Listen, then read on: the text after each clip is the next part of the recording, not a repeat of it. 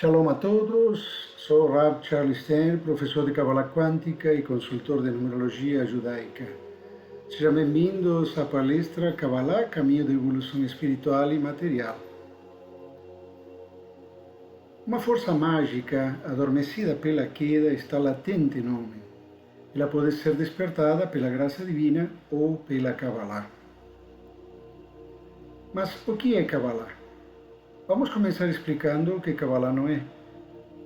Kabbalah não é religião, filosofia, seita ou sociedade secreta, modismo New Age, nova era, magia negra, feitiçaria, bruxaria ou satanismo. Este último sendo chamado na atualidade de Kabbalah negra, termo totalmente errado e pejorativo que denigre o verdadeiro significado da Kabbalah. A religião anula o homem e enaltece o Criador. Já a ciência anula o Criador e enaltece o homem. E a Kabbalah une Criador e criatura. Kabbalah deriva da palavra lekabel, que significa receber. Portanto, Kabbalah é o ato, a vontade, o desejo de receber conhecimento divino, as chaves do mistério da vida que fazem com que o homem obtenha o despertar de sua consciência. Despertar é alcançar um estado de consciência infinitamente superior ao habitual nos seres humanos, em que nem a mente nem as emoções possam alterar a paz e a alegria que se produzem neste bendito estado. Neste estado de consciência, o Criador se expressa com infinita doçura no sacrário do coração daquele que, sendo bom e perseverante, merece o dom da Shekinah, a percepção da divina presença. Kabbalah também é conhecida como Chokhmah Nistarah, que significa sabedoria oculta. Se eu pego a primeira letra de ambas palavras, eu formo o acróstico Hen, que significa graça ou beleza. Ao somar o valor das letras da palavra Chokhmah, que significa sabedoria, obtenho o valor 73. Isto porque cada letra hebraica também representa um número. Somando também as letras da palavra Nevuah, que significa profecia, obtenho o valor 64. Se eu somo 73 mais 64, obtenho o valor 137, que equivale à soma das letras da palavra Kabbalah, que significa receber. Portanto, dentro da Kabbalah está englobado tanto a sabedoria como a profecia. O cálculo que eu fiz é baseado na gematria, que é uma ferramenta muito importante e fundamental na Kabbalah, baseada no valor numérico que tem cada letra do Aleph Bet, que é o alfabeto hebraico, revelando o que está escondido dentro de cada palavra. Também Kabbalah é conhecida como Chokhmat HaEmet, que significa sabedoria da verdade, o Torat Aristar, sabedoria oculta na Torá, o Torat Asod, ensinamento do segredo da Torá. Os cabalistas também são conhecidos como Mekubalim, que significa receptores do sagrado, ou Masquilim, que significa iniciados ou aprendizes. Existem duas principais vertentes na Kabbalah. Kabbalah Yunit, que é a Kabbalah especulativa ou também teórica, e a Kabbalah Maasit, que é a Kabbalah prática. A Kabbalah Yunit é teórica e teosófica, e seus ensinamentos se encontram na maioria dos textos cabalísticos hoje em circulação, como por exemplo o Sefer HaZohar, o livro do esplendor. Kabbalah Yunit nos conecta à sabedoria que trata da consciência que existe por trás do mundo físico, numa dimensão além dos nossos 5 sentidos, e nos ensina métodos para aproveitar as oportunidades que a luz divina nos envia para o nosso desenvolvimento espiritual, mental, emocional e físico. Já a Kabbalah Maasit, a prática, envolve técnicas específicas direcionadas a induzir estados mentais onde os poderes telecinético e espiritual possam influenciar e alterar os estados ou eventos naturais, e possui aspecto mágico talismânico. Entretanto, seus praticantes sempre rejeitaram e ainda rejeitam a alcunha de magos. Seus praticantes são chamados Baalim Shem, mestres do nome, e seu principal propósito é interferir no curso dos acontecimentos através do poder de alterar a matéria, modificando favoravelmente o destino da humanidade. Kabbalah Maasid, Kabbalah Prática, utiliza nomes divinos e conjurações de Malakim, mensageiros do Criador ou anjos, escritos em amuletos cabalísticos chamados Kemiot e remédios espirituais chamados Segulot.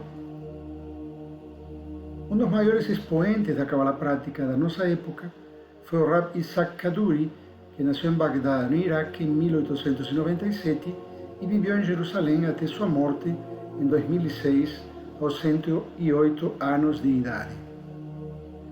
Kaduri era um rab cabalista sefaradita considerado um sadik, um justo, possuidor de Ruach HaKodesh, espírito de santidade, ao qual são atribuídos diversos milagres, tais como cura de diversas doenças e até casos de ressurreição de pessoas. Um caso muito curioso foi o que aconteceu em 1992 na Argentina, quando um milionário judeu teve sua filha, que sofreu um acidente de automóvel e ficou em estado de coma durante um longo tempo. E ele, naturalmente, chamou médicos até dos Estados Unidos para ver se podiam reverter este quadro e nada era possível. Os médicos tinham já tomado a decisão de desligá-la dos tubos que a mantinham viva.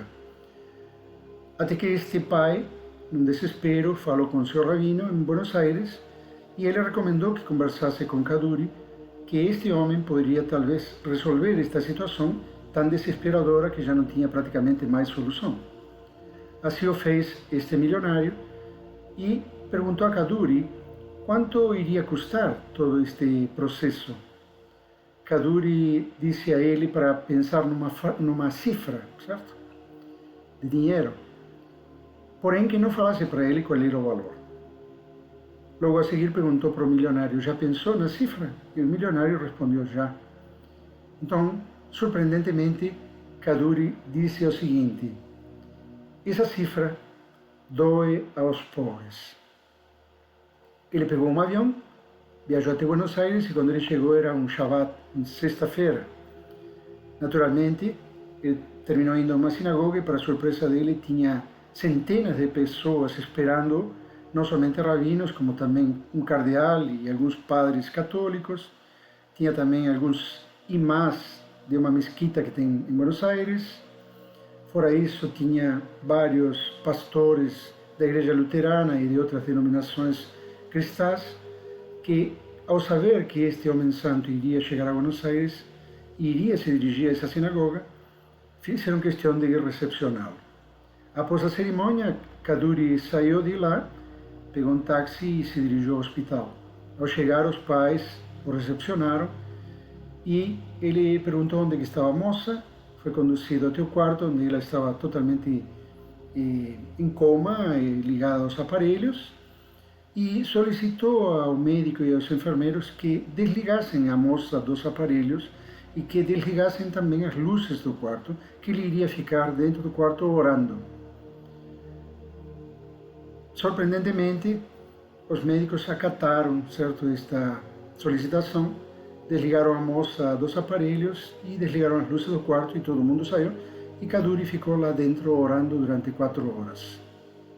Ao sair, ele olhou para os pais e disse apenas uma coisa: a filha de vocês irá ressuscitar daqui a 3 dias.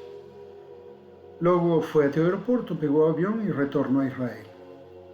Ao passar 3 dias, a moça literalmente acordou, se recuperou e está viva até hoje, o que mostra o grande poder que este homem tinha, que era um canal de energia divina muito poderoso.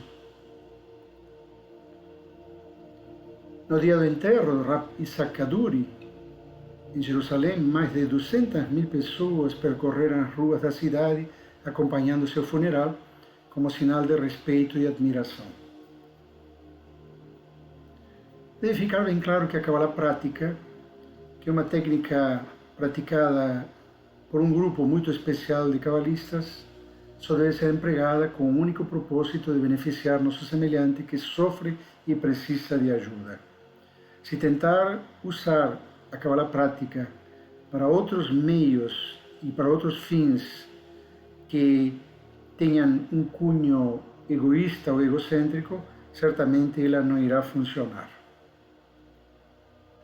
Atualmente existem disponíveis pouquíssimos livros sobre Kabbalah Maasit ou Kabbalah prática, já que a maior parte dos manuscritos existentes nunca foram traduzidos e permanecem em museus e bibliotecas, quando não inclusive nas bibliotecas particulares de muitos sábios cabalistas em Israel. Também existe uma terceira vertente, vamos chamar assim, chamada Kabbalah estática ou meditativa, desenvolvida pelo grande Rav Abraham Abulafia na Espanha no século XIII, cujos manuscritos foram finalmente publicados em Mea Shearim, Jerusalém, durante a década de 1990. A Kabbalah estática ou meditativa utiliza Ihudim, combinações, e Serufim, permutações de nomes divinos e letras hebraicas de grande utilidade no despertar da consciência e no desenvolvimento de poderes extrasensoriais. Um Ihud significa unificação, cujo plural é Ihudim. Refere-se justamente a uma combinação de nomes divinos usados para vocalização e meditação com poderes realmente sobrenaturais. E o Seruf significa permutação, cujo plural é Serufim. Refere-se a uma permutação do alfabeto sagrado dos nomes divinos usados da mesma forma e com o mesmo intuito. Alguns livros cabalísticos já publicados são o Sefer Raziel HaMalach, livro do Anjo Raziel, um livro dos mais difíceis de encontrar, mas ainda se encontra. Tá? Sefer Yetzirah, livro da formação, o livro da criação, também chamado livro de Abraão. O Bahir, o livro da iluminação. O Sefer HaZohar, o livro do esplendor. E dois livros do Ari, tá? Isaac Luria, o grande mestre cabalista e praticante da Kabbalah teórica, né, e que deixou grandes ensinamentos ao respeito. Um deles chamado Etz Haim, que é a árvore da vida, e outro Sha'ar HaGilgulim, portal das reencarnações. Um livro primordial na Kabbalah especulativa e na Kabbalah prática também é o Sefer Yetzirah, que eu já citei, chamado Livro da Formação ou Livro da Criação, também conhecido como Livro do Patriarca Abraham, cujos textos meditativos possuem fortes insinuações mágicas.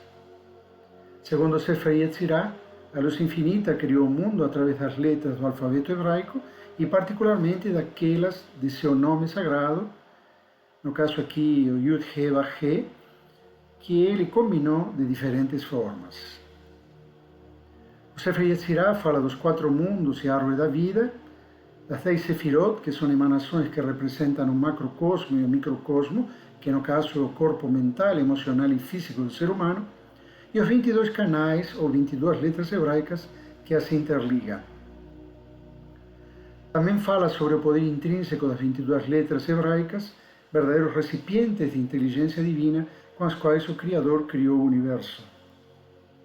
O Sefer Yetzirah contém os ensinamentos divinos que permitem ao cabalista transformar pensamento em realidade, letras e números em energia e energia em matéria. Existem muitos testemunhos e lendas nos quais o Sefer Yetzirah foi usado para criar um golem. Um golem é um tipo de androide místico feito de argila que não possui alma e é indestrutível, exceto quando se retira o sagrado nome que lhe deu vida. A criação do último golem de que se tem notícias remonta ao século XV e se atribui ao Rabi Yudá Loeu Ben Betzalel, conhecido como Maharal de Praga, ou rabino-chefe na cidade de Praga, localizada na atual República Tcheca. Na parte externa da atual prefeitura de Praga, existem 2 esculturas, a do Rabi Yudá Loeu Ben Betzalel e a do golem que ele criou para proteger a comunidade judaica do ataque de inimigos naquela época. Eis aqui as 2 esculturas, a do Rabi Yudá Loeu Ben Betzalel, no lado esquerdo, e a do golem de Praga no lado direito, que curiosamente tem a mesma forma do famoso personagem de Star Wars, Guerra nas Estrelas, Darth Vader. Pura coincidência.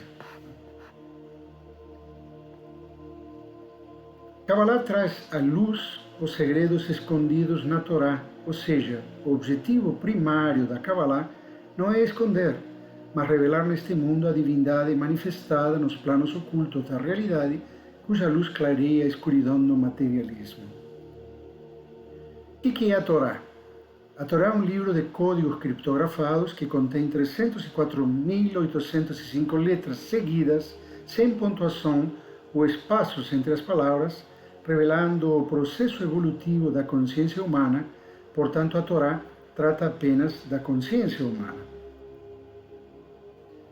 Ao fazer uma cópia manuscrita da Torá, o sofer, o escriba, não pode acrescentar ou tirar uma única letra, nem permitir que as letras se toquem, para não alterar os códigos criptografados nela contidos.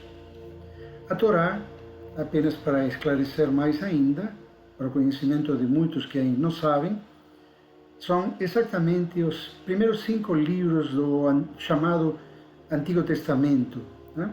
Ou seriam os 5 livros do Pentateuco, ou também conhecidos como livros de Moisés, ou Moshe Rabbeinu, Moisés nosso mestre.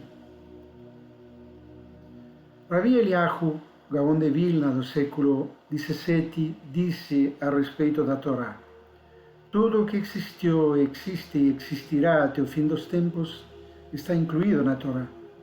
E não apenas no sentido geral, mas inclusive os detalhes de cada pessoa individualmente e o mais mínimo detalhe de tudo o que aconteceu a essa pessoa desde o dia do seu nascimento até o dia de sua morte. Por conseguinte, a Torá é o chamado pelos cristãos de livro da vida. E o estudo da Torá possui 4 níveis de interpretação chamados de Pardes, que significa em hebraico pomar ou paraíso. Encontramos a forma simples, literal, que é a leitura normal da Torá. Temos a Remez, certo? O primeiro chama-se Pshat, a segunda é Remez. Remez é a forma sugestiva ou alegórica, um pouco mais profunda. Depois temos Drash, que é uma forma comparativa e metafórica. E por último temos Sod, que é justamente a forma mística e esotérica do estudo e a compreensão da Torá.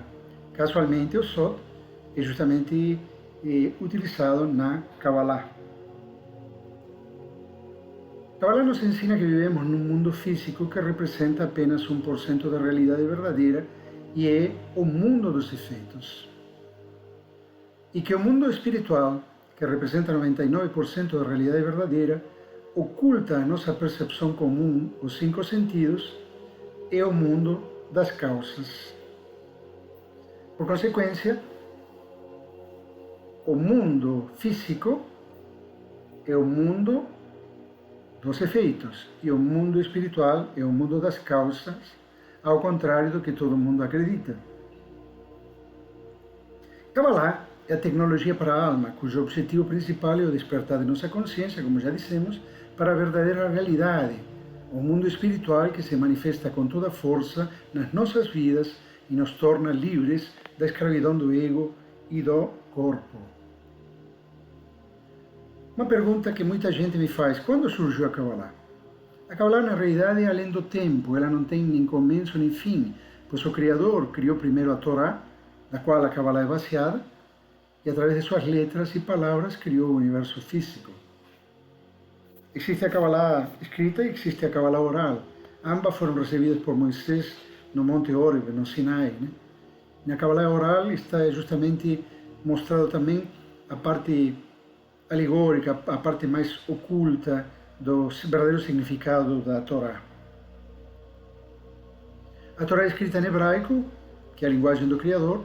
Por essa razão, o idioma hebraico é considerado a linguagem sagrada, chamada Lashon HaKodesh. O Aleph Bet, o alfabeto hebraico, significa também Aleph Binah, que, traduzindo, significa aprende sabedoria. E as letras hebraicas são as pedras fundamentais com as quais o Criador criou e cria constantemente o universo físico. As letras hebraicas são entidades vivas carregadas de informação, ou seja, verdadeiros recipientes de inteligência divina dotadas de poderes e qualidades próprias, contendo energias específicas. As letras hebraicas são canais que interligam as 10 sefirot, que são as esferas de emanação do Criador na árvore da vida, e representam os 3 elementos, fogo, água e ar, os 7 planetas, 12 signos do zodíaco e também as partes do corpo humano. Uma advertência é que não devemos brincar de forma aleatória com as letras hebraicas, pois elas ocultam um dinamismo potencial sobrenatural que nem todas as pessoas são capazes de suportar. Bem, sabemos que o mundo hoje está atravessando um período muito difícil de crises que afetam a vida espiritual, mental, emocional e física de cada ser humano e do mundo como um todo. A humanidade hoje se encontra desta maneira. Medo e insegurança em relação ao presente e ao futuro geram sintomas que afetam a saúde espiritual, mental, emocional e física de cada um de nós. Isto provoca um desequilíbrio mental e emocional e leva à doença e também à insatisfação garantida. Todas as crises que sofremos no mundo, uma delas que é a mais impactante é justamente a fome. Eu sempre digo que no mundo há fome não por falta de comida, e sim por falta de amor. E nós chegamos à triste conclusão que especialistas são incapazes de antever o caminho certo a ser seguido, de ver e entender realmente o que está acontecendo e de ajudar a humanidade no seu despertar de consciência e evolução espiritual. E que os sintomas atuais da humanidade, e são sintomas que a humanidade tem desde o começo, são provocados pelo ego. O ego, também conhecido como Satã, que não tem nada a ver com aquele diabinho de chifrinho e rabinho, né? É nosso inimigo, nosso oponente, nosso adversário, nossa inclinação negativa que promove nosso comportamento impulsivo e reativo, gerando em nós a dúvida, incerteza e escravidão. A força do Satã é derivada do ego humano, que é a luz que sustenta o mundo oscuro e é responsável pelas doenças, o caos, as guerras, a fome, a miséria e a morte. O ego nos escraviza igual ao faraó do Egito e não permite que escapemos de suas garras, dando vida à morte e transformando o mundo num verdadeiro vale de lágrimas. O ego, o Satã, que é o nosso oponente, nos incita a cometer atos egoístas e nos culpa, e após toda uma vida de negatividades, essa mesma força nos tira a vida, de acordo com o Sefer HaZohar. E que nossas ações egoístas são bumerangues que voltam e batem na nossa cabeça, e nosso ego, Satã, serve de incitador, promotor de acusação e também anjo da morte. Porque devemos lembrar que Deus nunca pune. Na realidade, nós somos criadores de aquilo que nos acontece. Conforme semeamos, é que vamos colher. Vejamos os efeitos colaterais da consciência egocêntrica e egoísta no corpo humano. Primeiro, rompe a reciclagem saudável dos átomos das moléculas celulares em nosso corpo. Segundo, enfraquece o nosso sistema imunológico e nos torna vulneráveis às influências ambientais de doenças e de envelhecimento. Devemos lembrar que pensamento gera sentimento, sentimento gera atitude, atitude gera hábito e hábito gera resultados. Portanto, somos responsáveis por nossas intenções, pensamentos, sentimentos, palavras, atos e omissões. Qual é a solução? A solução definitiva para tratar esses sintomas, modificar a causa e nos libertar da matrix em que vivemos, chama-se Kabbalah. Afinal, fomos criados como recipientes da luz divina, mas a nossa reconexão com a fonte depende de nosso desejo de compartilhar a luz que recebemos, em vez de somente recebê-la para nós mesmos. O Criador nos deu o livre-arbítrio para escolher se queremos continuar sendo escravos do ego através do desejo de receber para nós mesmos, ou se queremos nos tornar livres através do desejo de compartilhar. Eis aqui a questão. Afinal, a transformação que todos temos a oportunidade de alcançar se resume justamente em remover e superar a consciência do ego, das nossas mentes e de nossa essência, pois a lei principal dos mundos superiores é o altruísmo, e esta lei age, estejamos conscientes ou não, e nós devemos segui-la, queiramos ou não. Desobedecer esta lei leva o indivíduo e a humanidade a vivenciar catástrofes, tragédias e sofrimento, pois esta lei não é cancelada, mesmo que não a obedeçamos. E só seremos capazes de entender quando e como esta lei funciona através do estudo e prática da Kabbalah. Quem pode estudar e praticar Kabbalah? Muita gente me pergunta também. Qualquer um que incansavelmente pergunta qual é o sentido da minha vida e decidir trilhar a longa jornada de autodescobrimento, de insights, de correção da sua alma, de compreensão de seu destino e de sua missão nesta encarnação, está apto realmente a estudar Kabbalah. Vou mostrar agora um secreto cabalístico revelado. Primeiro, a física quântica diz que a matéria é energia condensada. Tá? Podemos ir um pouco além. A matéria é a energia condensada da consciência, porque tudo começa e termina na consciência. O universo foi criado pela luz divina, fonte de energia infinita, através das letras hebraicas, do seu valor numérico, da pronúncia e nomes das mesmas, ou seja, letra, número, frequência e vibração. Não é à toa que o grande cientista Nikola Tesla disse certa vez: se você quiser descobrir os segredos do universo, pense em termos de energia, frequência e vibração. Quando entendermos que tudo está interligado e que nossos órgãos físicos são um teclado divino, teremos a ferramenta mais poderosa para a cura de qualquer sintoma ou doença física. Cada órgão de nosso corpo está ligado com os planetas, estão ligados com as letras hebraicas, estão ligadas às notas musicais e às cores, que estão ligadas com a supraconsciência, que está ligada com o karma e com o tikkun hanefesh, a correção ou reparação da alma. O tikkun hanefesh, correção ou reparação da alma, é a retificação íntegra das ações negativas de nosso passado, transformando-as em extraordinária força espiritual para fazer o bem. Se somos estáticos, se permanecemos imóveis, nada irá mudar, porque algo que está solidificado, cristalizado e fixo é difícil de ser modificado. Quando as coisas mudam, justamente quando vibram, algo que vibra é suscetível de ser modificado. A energia é uma vibração que contém uma determinada frequência e informação específica. Uma mudança de vibração de uma letra ou permutação de um nome ou palavra produz uma vibração diferente que faz vibrar nossas células e nossos órgãos.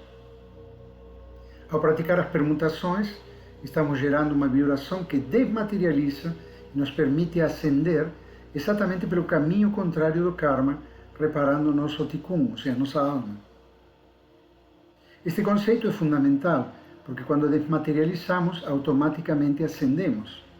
O karma é uma materialização, e a ascensão através do tikkun, ou reparação da alma, é uma desmaterialização. Escapar dos karmas duros e da fatalidade é possível, e os grandes sábios da Kabbalah nos revelaram e legaram as ferramentas apropriadas para realizarmos isto há milhares de anos. Devemos lembrar que nosso nível de consciência e sua frequência vibracional geram emoções que nos curam e prolongam nossa vida ou nos adoecem e nos matam. A palavra Otz, escrita aqui com a letra Aleph e a letra Tav, devemos lembrar que o idioma hebraico se lê da direita para a esquerda, portanto, a letra do lado direito é a letra Aleph e a do lado esquerdo a letra Tav, que são justamente a primeira e a última letra do alfabeto hebraico, que começa com Aleph, tá? Termina com Tav. Quer dizer o quê? esta letra Ot, onde temos o Aleph, o Tav, que representa o princípio e o fim. Quer dizer que qualquer letra tem a potência do alfabeto hebraico inteiro, da primeira à última letra. Se eu faço a permutação das letras Aleph e Tav, por exemplo, temos a palavra letra, que é Ot, tendo a letra Aleph no início e a letra Tav no final. Se eu fizer essa permutação, ou seja, mudo de posição as letras, colocando a Tav na frente e Aleph no fim, eu vou ter uma palavra chamada Ta, que casualmente significa célula. Então, se faço essa permutação das letras Aleph e Tav, a ordem dos fatores não altera o produto, e isto significa que quando mudo minha percepção através da letra, também muda a minha célula.